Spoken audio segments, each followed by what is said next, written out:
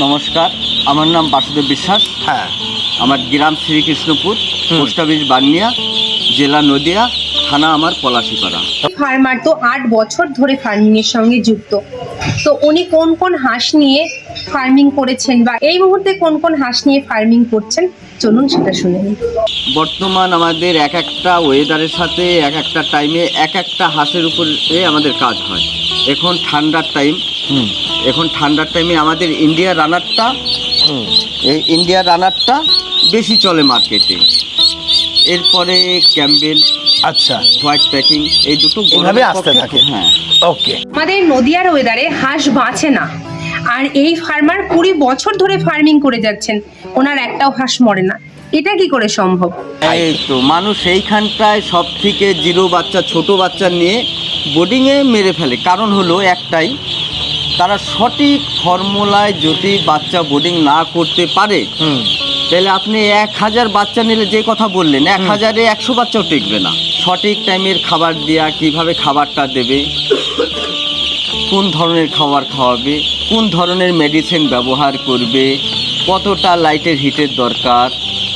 বোর্ডিংয়ে অনেক ক্ষেত্রে লাইট কমাতে হয়, বাড়াতে হয়। দিনের তাপমাত্রা এক থাকে, রাতের তাপমাত্রা এক থাকে, তখন লাইটটা নামানো উঠানো করতে হয়। তাকে সঠিক ফর্মুলায় সঠিক টাইমে সঠিক তাপটা সে যেন পায়, তবে সে সঠিকভাবে বোর্ডিং করতে পারবে। আর বোর্ডিংয়ে মডেলিটি 100-তে 1000-এ হাইস্টলি 100 বাচ্চা মডেলিটি হতে পারে। বাবা, 1000-এ মাত্র 100 হতে পারে? 100, তার থেকে বেশি মরবেই না কোনো মতে। এই তো আমার দেখছেন তো 20,000 বোর্ডিং চলছে। ঠিক ঠিক ঠিক, 20,000 একদম পুরো ভর্তি পেছন পর্যন্ত আমরা দেখতে পাচ্ছি। তাহলে আমি 20,000 বাচ্চা বোর্ডিং করছি, যদি 18,000 মরেই যায়, লাভ কোথায় হবে? লাভ কেন, গির থেকেও যাবে। একবারে বেশি তো দুবার কেউ আর বোর্ডিং করতে পারবে না। আমার দ্বারাও সম্ভব না। ফার্মার এত হাঁস নিয়ে ফার্মিং করছেন, বাইরে হাঁস পাঠাচ্ছেন। যেহেতু উনি ফার্মিং করছেন, তাহলে ব্রুডিং এর অভিজ্ঞতা ওনার খুব ভালো। তো ফার্স্ট ব্রুডিং কিভাবে করলে সাকসেসফুলি একটা রেজাল্ট আপনারা পেতে পারেন, চলুন সেটা ফার্মারের কাছ থেকে আমরা শুনি। ফার্স্ট ফর্মুলা বলতে দাদা, যেইখানটায় বোর্ডিংটা হবে, বোর্ডিংয়ের জায়গাটা দেখতে হবে, সে কিভাবে বোর্ডিংটা করেছে। আচ্ছা, ফার্স্ট রাউন্ড বললেন তো, সে কি প্লেন ছিট দিয়ে যে রাউন্ডটা করেছে, সে কি দিয়ে করেছে, সে কর্কিট দিয়ে করেছে না কাপড় দিয়ে করেছে। অনেক ক্ষেত্রে কি করে, কাপড় দিয়ে ঘিরে, কাপড় দিলে ঘিরলে যে লাইটের হিটটা কিন্তু অটোমেটিক বাইরে বেরিয়ে যাবে। ঠিক ঠিক। আর যখন আমি প্লেন ছিট দিয়ে ঘিরবো, সে লাইটের হিটটা 16 আনা পাবে। তলায় কি করে, মাটির উপরে অনেকে বাচ্চা ছেড়ে রাখে, মাটির একটা ঠান্ডা আছে, কিন্তু মাটির উপরে বাচ্চা যখনই ছাড়বে তখন ওই ঠান্ডাটা অটোমেটিক বাচ্চা লাগবে, জিরো বাচ্চা। তার জন্য কি করতে হয়, ধানের যে চিটে আছে, আমরা ধানের চিটেটা ব্যবহার করি, তারপরে খবরের কাগজ ব্যবহার করি, তারপরে যে পাটের যে বস্তাগুলো আছে, পাটের বস্তা, মানে ওর হিটটা যেন পুরোপুরি, নিচেও যেই রকম হিট থাকবে উপর থেকেও সেই রকম হিটটাই ও পাবে। তখন বাচ্চার মডেলিটি মানে 100-তে 5% হবে। বাচ্চা যখন মেশিন থেকে বেরোচ্ছে, তখন বাচ্চা কত টেম্পারেচার নিয়ে বেরোচ্ছে, চলুন শুনে নিই। আমাদের যেটা বেরোচ্ছে ওইটা হলো 99 টেম্পারেচার নিয়ে ও বেরোচ্ছে। ওকে, 99 ফারেনহাইট না ফারেনহাইট? হ্যাঁ, ওকে। আর যখন আমাদের যে ম্যানুয়াল মেশিনগুলো আছে, ছোট মেশিনগুলো আছে, ওই 37 পয়েন্ট নিয়ে বেরোচ্ছে। আচ্ছা, ওটা সেলসিয়াসে? ওকে। বাচ্চা মেশিন থেকে বেরোনোর পরে বাইরে কত টেম্পারেচারে বাচ্চাটাকে রাখতে হবে, চলুন সেটা শুনে নিই। বাইরে খুব বেশি হলে 2 থেকে 3 পয়েন্ট কমে আসবে, তার বেশি নয়? তার বেশি না। ফার্স্ট রাউন্ডে মানে 99 হলে সেটা 96 বা 97 এরকমই থাকবে। আচ্ছা।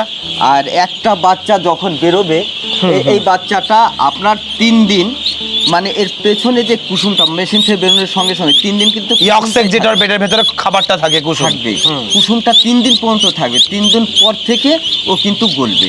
এই 3 দিন কি রাখার বা ম্যানেজমেন্ট করার কোনো পদ্ধতি আছে? কোনো পদ্ধতি বলতে ওর হিটটা ওই 3 দিন একবার 16 আনা হিট ওকে রাখতে হবে, মানে অল্প জায়গার মধ্যে টেম্পারেচার মেইনটেইন করতে হবে।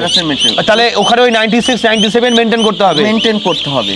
তবেই আপনার বাচ্চাটা টিকবে। ওই 3 দিন কি কোনো খাবার লাগবে? খাবার বলতে আমরা তো জল ফল কিচ্ছু দেবো না, হালকা দুটো শুকনো খাবার ছিটিয়ে দেবো, যার ইচ্ছা খুশি সে ঠোক মারবে। একটা দানা কি দুটো দানা খেলেই বাচ্চা সঠিক এসে থাকবে। আচ্ছা। বাহ। তো আপনি যদি মনে করেন এক গাদা খাবার দেবো, কিন্তু খাবে না বাচ্চা, কোনো মতেই খাওয়াতে পারবে নষ্ট না, করবে তো নষ্ট খাবার। করবে, পায়ে পায়ে নষ্ট করবে, কি করবে, ওর উপরে পায়খানা করবে, ওই ভিজে যাবে। পায়খানাটাই খাবে, আবার ঠোকরাবে। 3 দিন পর তো ইয়ক সেকটা গলে যাবে, তারপর বাচ্চার খাবারের একটা চাহিদা তৈরি হবে।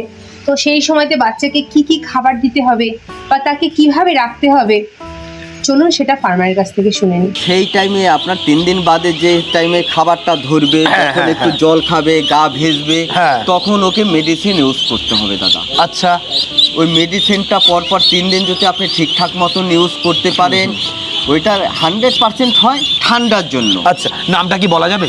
হ্যাঁ নিশ্চয়ই, আমরা 100-র মধ্যে 90% ব্যবহার করি ল্যাক্সিন পাউডার।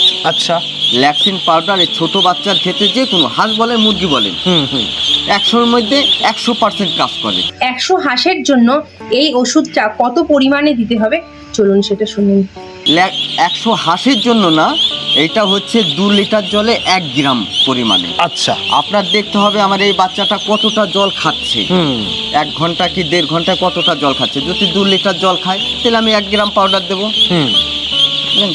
যদি আমার 500 বাচ্চা থাকে, সেই জায়গায় যদি আমার 5 লিটার জল খায় তাহলে আমি 2.5 ml দেবো, আচ্ছা 2.5 গ্রাম। আচ্ছা, বুঝলেন তো, এটা হলো পাউডার। ওকে, পাউডার ভাবে জলের সঙ্গে মিশিয়ে খাওয়াতে মিশিয়ে হবে। খাওয়াতে আচ্ছা, কতদিন চলবে ল্যাক্সিন পাউডারের এই ব্যাপারটা? 3 দিন, 3 দিন। প্রত্যেক দিন যে কোনো এক টাইম। আপনি যদি সকালে দেন, হুম পরপর 3 দিন সকালে দেবেন, আর 2 বেলায় চলবে আপনার প্লেন জল, দুটাই। আচ্ছা, হাঁসের প্রথম ব্রুডিং কতদিন ধরে করতে হবে, চলুন এবার সেটা দেখে নিই। 6 দিন পর থেকে বোর্ডিং আমরা ভেঙে দেবো। আচ্ছা, তারপরে 2-4টে লাইট দিয়ে আমরা খোলা মেলে দেখছেন এই যে এরকম ফাঁকা করে দেওয়া হবে। ফাঁকা করে দেবো। আচ্ছা, বুঝলেন তো, এতে আমাদের খাওয়া দাওয়া জল ফল যা দেওয়ার এর ভিতরেই দেবো। 1 সপ্তাহ যখন পার হয়ে যাবে, হ্যাঁ। তখন একে করি লিভার টনিক দিই। আচ্ছা, লিভার টনিকটা তাও আমি নাম বলে দিচ্ছি, আমরা বোরোটন ইউজ করি। বোরোটন। বোরোটন আচ্ছা যে কোনো এক টাইমে পরপর 3 দিন আমরা বোরোটন দেবো।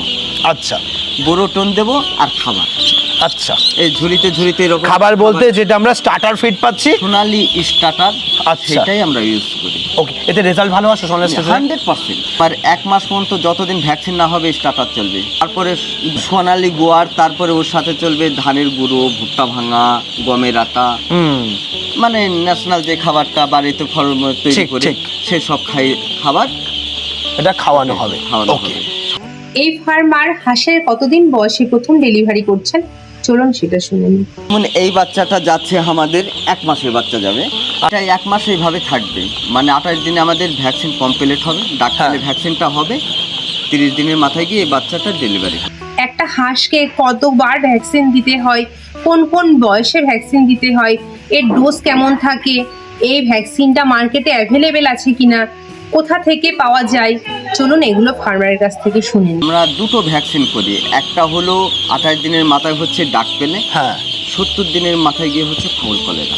এটা গভর্নমেন্ট থেকে সাপ্লাই দেয়। আচ্ছা, পাওয়া যায়? হ্যাঁ, গভর্নমেন্ট থেকে দেয়, এটা খোলা বাজারে পাওয়া যায় না। হুম। এটা একমাত্র সরকার ইসে থেকে টেন্ডার থেকেই এনে করে নিতে হয়।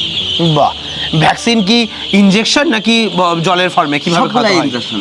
সব ইনজেকশন। সব injection। কোন জায়গায় ইনজেকশন করতে এই হয়? যে দামের এই থোড়ার মাংসতে, এই যে যে রাঙের এই মাংসটা আছে, হ্যাঁ, হ্যাঁ, হ্যাঁ। এই রাঙের মাংসতে করতে হয়। ব্রুডিং শেষ হয়ে যাওয়ার পরে যখন নর্মাল ফার্ম হাউসের মধ্যে রাখতে হয়, সেই ফার্ম হাউসের টেম্পারেচার কত রাখা দরকার, চলুন ফার্মারের কাছ থেকে সেটা জেনে নিই। এই রুমের 25 মানে 99 থেকে 25-এ নামিয়ে নিয়ে আসতে 25-এ হবে। নামিয়ে নিয়ে আসতে হবে। আচ্ছা, মানে ন্যাচারাল টেম্পারেচারের সঙ্গে কি ম্যাচ করাতে ম্যাচ হবে? করাতে হবে। আস্তে আস্তে দিন যাবে কমবে, দিন যাবে কমবে। ওকে ওকে।